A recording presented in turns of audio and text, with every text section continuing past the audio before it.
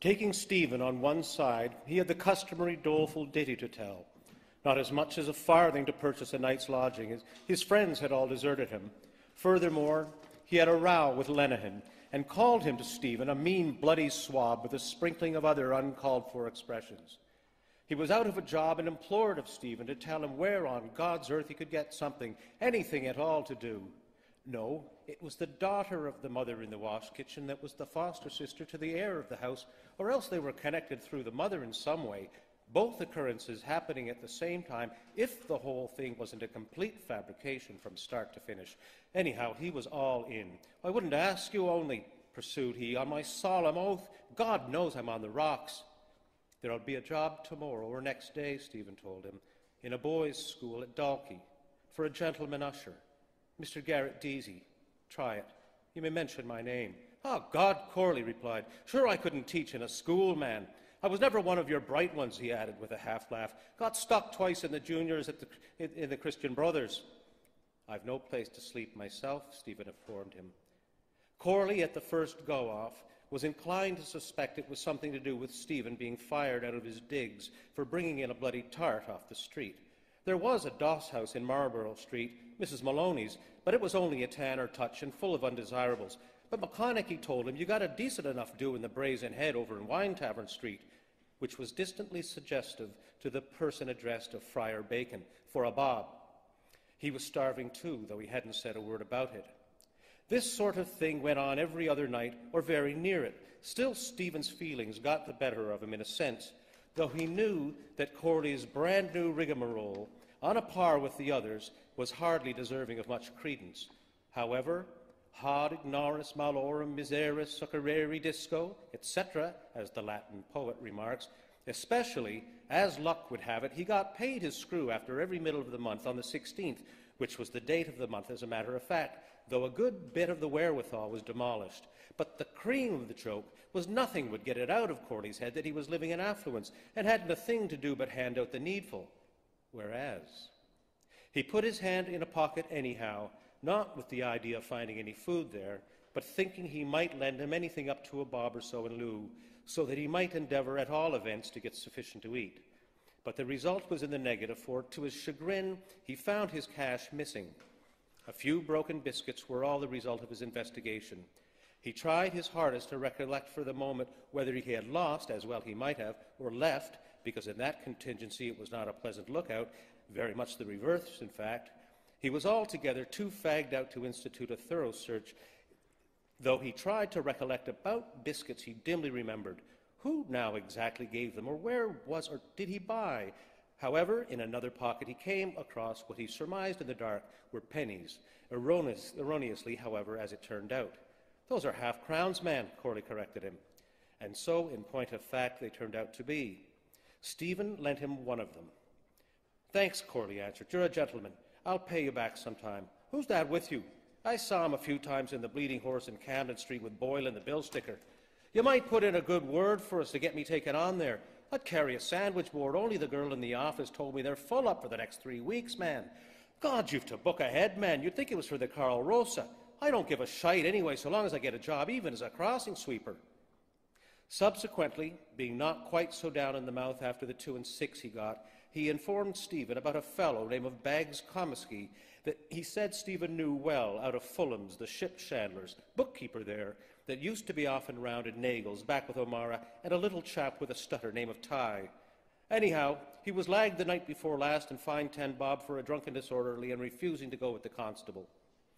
Mr. Bloom, in the meanwhile, kept dodging about in the vicinity of the cobblestones near the brazier of coke in front of the corporation watchman's sentry box, who, evidently a glutton for work, it struck him, was having a quiet 40 winks for all intents and purposes on his own private account while Dublin slept.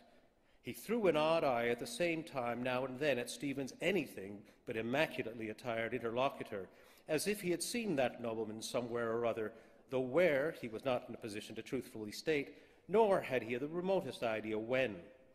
Being a level-headed individual who could give points to not a few in point of shrewd observation, he also remarked on his very dilapidated hat and slouching wearing apparel generally, testifying to a chronic impecuniosity. Probably he was one of his hangers-on, But for the matter of that, it was merely a question of one preying on his next-door neighbour all round, in every deep, so to put it, a deeper depth. And for that matter, if the man in the street chanced to be in the dock himself, penal servitude, with or without option of fine, would be a very rare avis altogether. In any case, he had a consummate amount of cool assurance intercepting people at that hour of the night or morning. Pretty thick, that was, certainly. The pair parted company, and Stephen rejoined Mr. Bloom, who, with his practised eye, was not without perceiving that he had succumbed to the blandiloquence of the other parasite. Alluding to the encounter, he said laughingly, Stephen, that is, "He's down on his luck. He asked me to ask you to ask somebody named Boylan, a bill sticker, to give him a job as a sandwich man."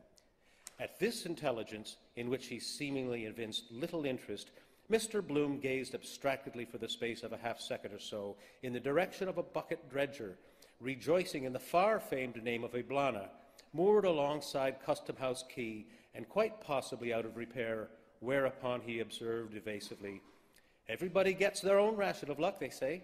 Now you mention it, his face was familiar to me, but leaving that for the moment, how much did you part with?" he queried, "if I'm not too inquisitive." "Half a crown," Stephen responded. "I dare say he needs to sleep somewhere." "Needs!" Mr. Bloom ejaculated, professing not the least surprise at the intelligence. "I can quite credit the assertion, and I guarantee he invariably does. Everyone according to his needs, or everyone according to his deeds.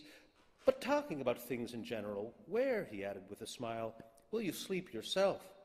Walking to Sandy Cove is out of the question, and even supposing you did, you wouldn't get in after what happened at Westland Row Station. Simply fag out there for nothing. I don't mean to presume to dictate to you in the slightest degree, but why did you leave your father's house?" "To seek misfortune," was Stephen's answer. "I met your respected father on a recent occasion," Mr. Bloom diplomatically returned. "Today, in fact, or, to be strictly accurate, on yesterday. Where does he live at present? I gathered in the course of conversation that he'd moved." "I believe he is in Dublin somewhere," Stephen answered unconcernedly. "Why?" "A gifted man," Mr. Bloom said of Mr. Dedalus Sr., "in more respects than one, and a born raconteur, if ever there was one. He takes great pride, quite legitimately, out of you. You could go back, perhaps," he hazarded, still thinking of the very unpleasant scene at Westland Road terminus, when it was perfectly evident that the other two, Mulligan, that is, and that English tourist friend of his, who eventually euchred their third companion, were patently trying, as if the whole Bally station belonged to them, to give Stephen the slip in the confusion.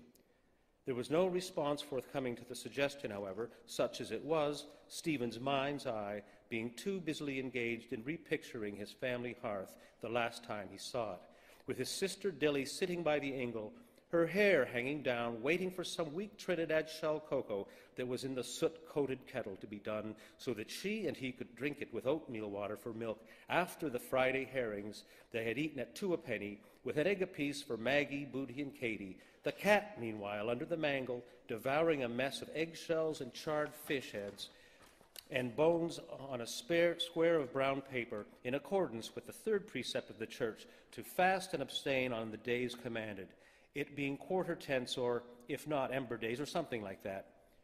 "No," Mr. Bloom repeated again, "I wouldn't personally repose much trust in that boon companion of yours, who contributes the humorous element, Dr. Mulligan, as a guide, philosopher, and friend if I were in your shoes.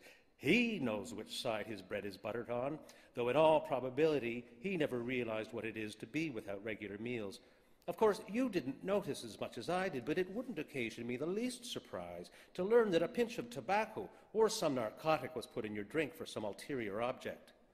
He understood, however, from all he heard, that Dr. Mulligan was a versatile, all-round man, by no means confined to medicine only, who was rapidly coming to the fore in his line, and, if the report was verified, bade fair to enjoy a flourishing practice in the not-distant future as a Tony medical practitioner, drawing a handsome fee for his services, in addition to which professional status, his rescue of that man from certain drowning by artificial respiration and what they call first aid at Scaries, or Malahide was, he was bound to admit, an exceedingly plucky deed which he could not too highly praise, so that, frankly, he was utterly at a loss to fathom what earthly reason could be at the back of it, except he put it down to sheer cussedness or jealousy, pure and simple.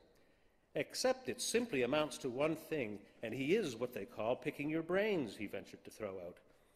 The guarded glance of half solicitude, half curiosity, augmented by friendliness, which he gave that Stephen's at present morose expression of features, did not throw a flood of light, none at all, in fact, on the problem as to whether or not he had let himself be badly bamboozled, to judge by 2 or 3 low-spirited remarks he let drop, or, on the other way about, saw through the affair and, for some reason or other best known to himself, allowed matters to more or less. Grinding poverty did have that effect, any more than conjectured that, high educational abilities though he possessed, he experienced no little difficulty in making both ends meet. Adjacent to the men's public urinal, he perceived an ice cream car round which a group of presumably Italians in heated altercation were getting rid of voluble expressions in their vivacious language in a particularly animated way, there being some little differences between the parties. Puttana Madonna, che ci di I quattrini, ho ragione, culo rotto, intendiamoci, mezzo sovrano più, dice lui però, farabutto, mortacci sui. Mr. Bloom and Stephen entered the cabman's shelter, an unpretentious wooden structure where, prior to then, he had rarely, if ever, been before, the former having previously whispered to the latter a few hints anent the keeper of it, said to be the once famous Skin-the-Goat Fitzharris, the Invincible, though he wouldn't vouch for the actual facts, which quite possibly there was not one vestige of truth in. A few moments later saw our 2 noctambules safely seated in a discreet corner, only to be greeted by stares from the decidedly miscellaneous collection of waifs and strays and other nondescript specimens of the genus Homo, already there engaged in eating and drinking, diversified by conversation, for whom they seemingly formed an object of marked curiosity.